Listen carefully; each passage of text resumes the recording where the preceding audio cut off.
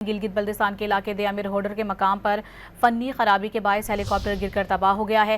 وزیر داخلہ گلگت بلتستان شمس الحق لون کے مطابق دیامر ہورڈر کے مقام پر فنی خرابی کے باعث ہیلی کاپٹر گر کر تباہ ہوا ہے۔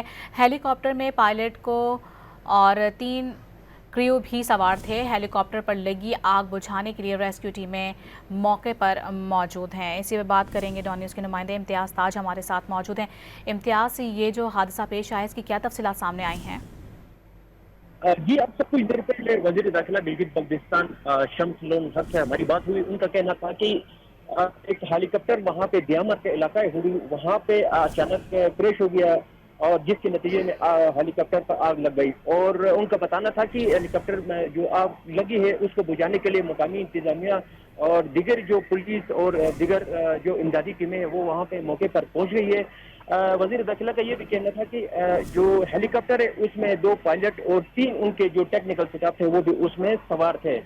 تو ابھی تک یہ اطلاعات ہیں۔ جی، تو اس حوالے سے کوئی اطلاع سامنے نہیں ہے کہ اس حادثے میں کوئی جانی نقصان ہوا ہے یا زخمی ہیں کچھ افراد اس حوالے سے؟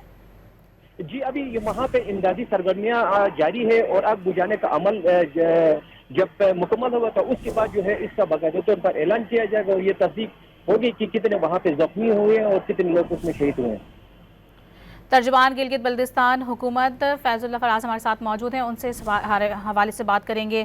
بہت شکریہ آپ نے ڈان نیوز کو ٹائم دیا۔ یہ حادثہ یقینی طور پر افسوسناک ہے، اس حوالے سے کیا تفصیلات سامنے آئی ہیں؟ کیا جاں بحق ہونے کی اطلاعات ہیں؟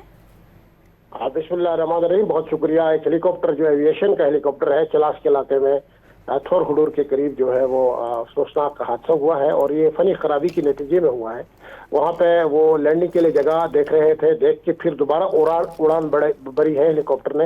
اسی دوران فنی خرابی کے نتیجے میں یہ ہیلی کاپٹر کریش کر گئی ہے، جس میں سوار جو 2 پائلٹ تھے، 2-3 جو ہے ٹیکنیکل سٹاف تھے اس میں، اور وہ اس کے بعد فوری طور پر وہاں ریسکیو کمیشن جاری کر دیا گیا۔ وزیر اعلیٰ گلگت بلتستان حاجی گل خان صاحب کی ہدایت کی روشنی میں commissioner Diamer, D C Diamer, I G P police Gilgit Baltistan, S P commander D G Gilgit Baltistan scout اور دیگر جو عملہ ہے وہ وہاں پہ پہنچ چکے ہیں۔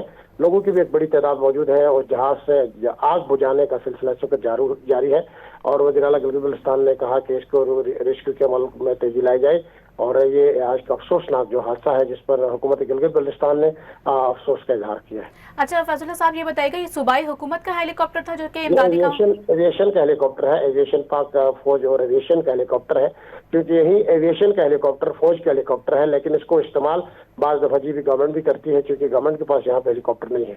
اچھا فیضل صاحب، یہ بھی بتائیے گا کہ امدادی سرگرمیوں کے دوران کہ جب لوگوں کو ریسکیو کیا جاتا ہے اس دوران یہ حادثہ پیش آیا ہے؟ نہیں، یہ وزٹ تھا کمانڈر صاحب کا اور دیگر جو افیشلز ہیں گلگت بلتستان کو، ان کا وہاں پر دورہ تھا، اس میں کچھ سیکورٹی کی امور کو بھی دیکھنا تھا اور ظاہر سی بات ہے سیلابی تباہی کی صورتحال کو بھی دیکھنا۔